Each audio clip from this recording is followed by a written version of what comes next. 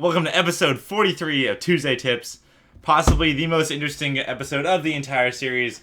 It is 6x6 last 4 edges. I'm pretty sure I do 6x6 last 4 edges unique from anyone else in the entire world.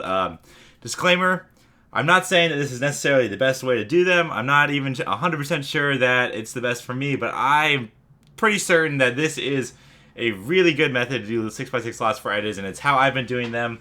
A little bit of a backstory. After Nats 2016, after Nats 2016, I took a bit of a break, kind of thinking about how I was doing my last 4 edges. They weren't that great, kind of hard. There's no real kind of structure on how I was building them to always pick the best option. Starting about November 2016, I started kind of developing this and practicing a ton. Took forever to get used to get to the point where it was better. It was faster than when I was doing it before. It took like 3 or 4 months, and even longer to get used to doing it in like official solves. And even now, like in official solves, if I get nervous, I'll like not do it, which isn't a bad idea.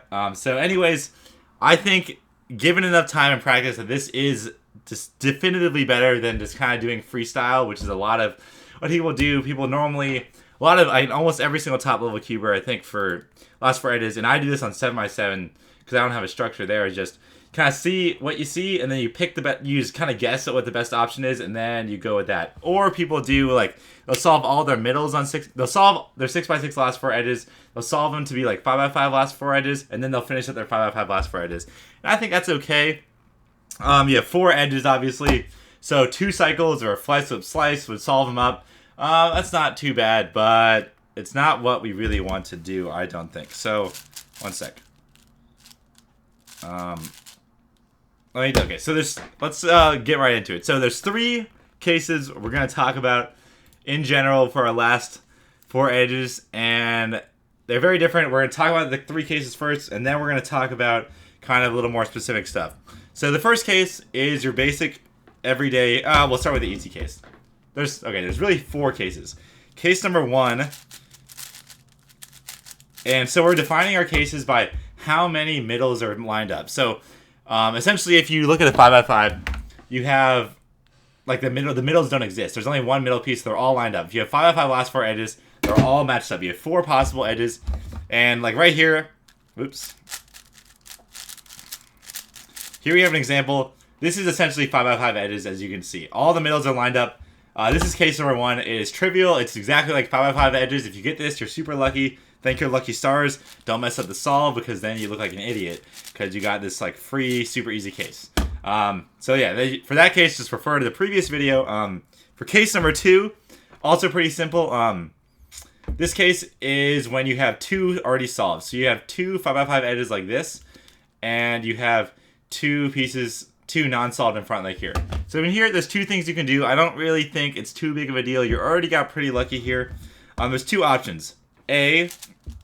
So essentially we can look at this. It comes down to how easy the these 5x5 edges are. So in this case we have blue and yellow. So if we look and we see how fast can we solve the blue and yellow edge, and we have this piece right here, and we have this piece right here. So it's going to take 2 cycles or 2 slices. We obviously do cycles here because that's better, and that's pretty terrible.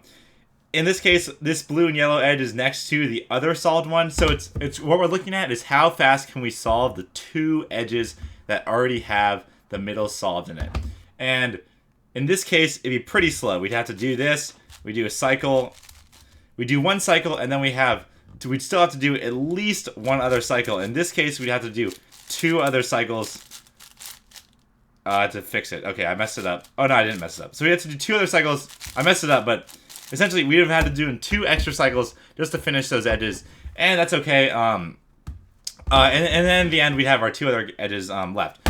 That's okay. Other than that, 2 whole cycles, 3 cycles is bad. If you can do the first edge in like 1 cycle immediately, and then you can do 2 total cycles, I'd recommend just going ahead and doing. And then on your second cycle, when you're finishing your second edge, you then influence the last edge, which I'll get to more later, which is kind of the whole meat of the last 4 edges. But in a lot of cases, essentially my rule of thumb is if you get a case where you have you get a case where you have 2 middles solved, and you don't see anything easy, like there's nothing obviously easy right here.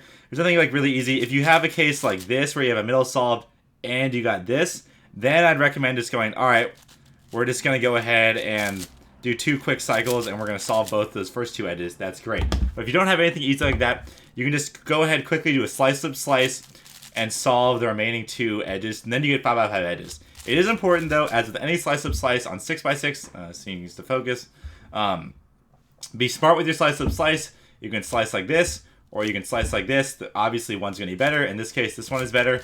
Just pay attention to that. So that is case number 2. Case number 3 is pretty straightforward. Also, case number two. If you have an easy case number 2, it devolves into it devolves into what we're talking about later. If you have a bad case number 2, you essentially do a slice up slice, and then you get 5x5 edges. Case number 3 is when you have 1. This one shows up a decent amount. Probably, I don't know the actual stats, but a decent amount. So you have 1 correct. This one's obviously already done. And then you have 3 incorrect ones. So for this case, we're going to do a cycle immediately. So you have 3 incorrect ones, and that means for sure, 100% chance we can do 1 cycle and solve all the middles. So this is what we're going to do every single time for this case. This case is really good because you do 1 cycle, you solve all the middles. The key here is you do a smart cycle. 6x6 is very important that whenever you're doing anything, you do a smart cycle. So like here, we're going to cycle this piece to here, right? And we can do a cycle with the top 2, or we can do a cycle with just the slice. In this case, we do a cycle with just the slice because we see these 2 are correct. We'd cycle just the slice, and then we place this piece in, and then we have this solved.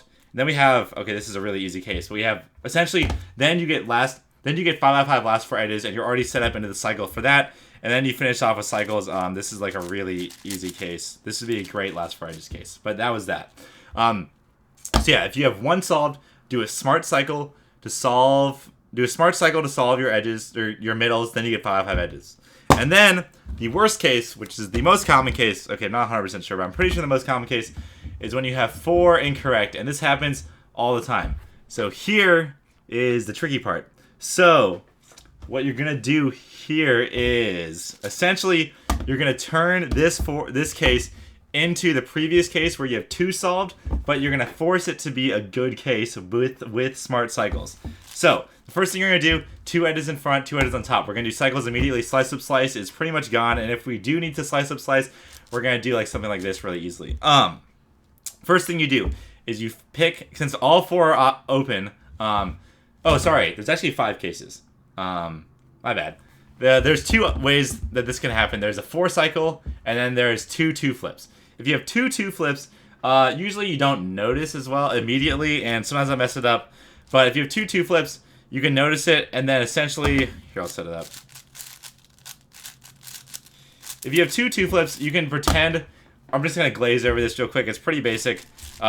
You solve 1 with the first cycle, and then just like 4x4, you cancel it into the second cycle, and then you'd solve all your middles, and then you'd be left with 5x5 edges. In this case, again, you do smart cycles. You do picking specifically center or which ones you're doing, which slices you're doing.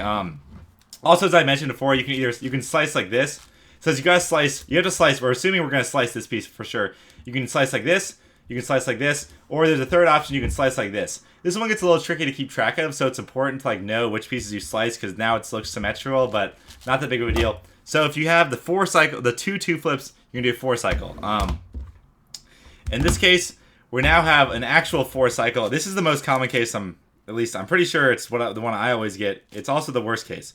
So get your 4 edges in this position. Get your 2 edges over here, 2 edges on top. Doesn't matter how you do it. However you want to do it, you can do it however you like. And then the key is now you can start with any edge because you can start with whatever edge you want.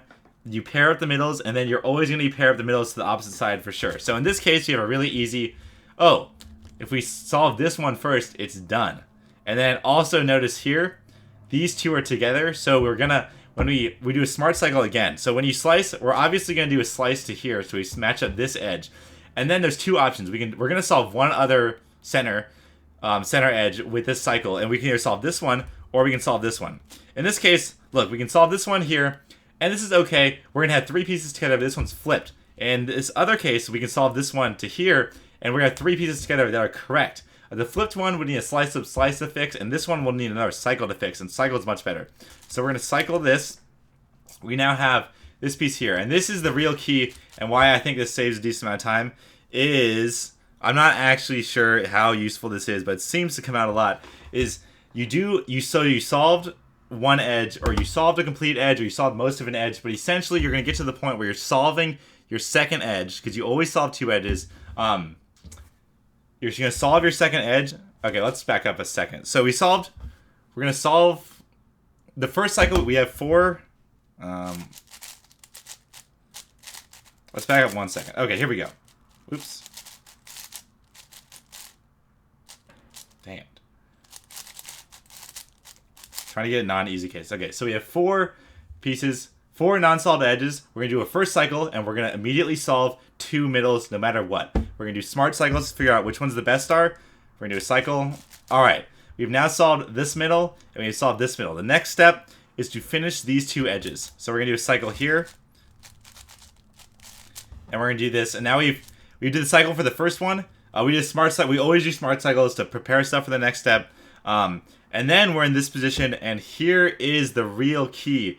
Is now you're going to solve your second edge, and that's going to give you with the last 2 edge case, obviously, on the front. And you need to be able to recognize your last 2 edge cases, and you need to be able to influence your last 2 edge case with this cycle, because you're almost always going to use a cycle. You want to use a cycle to solve your second edge, and then you want to influence the last 2 edge case. So here we're going to do a cycle, and then here I know if I insert like this, I get a no parity slice of slice case. There's a bunch of these different cases. If you've done 6x6 for many years, you know all your last 2 edge cases. You know how a cycle is going to set them up, and it's important because you can with smart cycling. When you solve your second edge, you can do a smart cycle when you reslice, when you kind of undo the cycle. You can influence your last 2 edge case a lot of the time to give you a no parity case that's a slice up slice or something very fast, or if it's a parity case, you can get it to be a parity case. A lot of times you can use if you know your 5x5 last 2 edge cases and you do them with the inners only, you can directly solve cases like this, cases like this, cases like, oops, that wasn't right. That was, what was I doing? There we go. Cases like this case right. Oops. That's not what I want to do either. Here we go. Oh, I didn't even have parity. That's why. Okay, 1 second. Cases like this. So, if you know your 5x5 middle edge cases, you can solve cases like this. You can go directly into cases like this, which is pretty important. This is a parity case that looks bad, but this is something I would directly force onto myself in order to see this and like, oh, I can do this. That's really fast. It's just about as fast as parity. It's going to save you a decent amount of time. And this kind of the whole thing, this is like the big thing about the last 4 edge cases, that you're setting up, solving all your centers to get to reduce the 5x5 last 4 edges. I don't think is very efficient, because a lot of times your last 2 edge case isn't actually made easier by it being a 5x5 edge case. I don't think that actually gives you that much of an advantage over just having a 6x6 last 2 edge case, because a lot of them can be solved really quickly anyways, or with one alg, or with just a couple slice-up slices, and it's not worth the time to kind of all that effort to solve your middles in order to get that. This is obviously unproven. I'm the only person I think in the world that really does this like this, at least to the extent I do. I actually decided during the middle of this video this is going to be a 2-part series, because there is a little more I want to talk about. Exceptions, things you should be looking out for, a lot of other stuff, running through some examples, but this is kind of the big general overview. So by general, it's pretty specific. I'm going to go over the 5 cases again. So case 1, you got lucky, you got 5x5 edges, hopefully you get a good solve. Case 2, 2 of them are solved. When 2 of them are solved, you have a slice-up slice.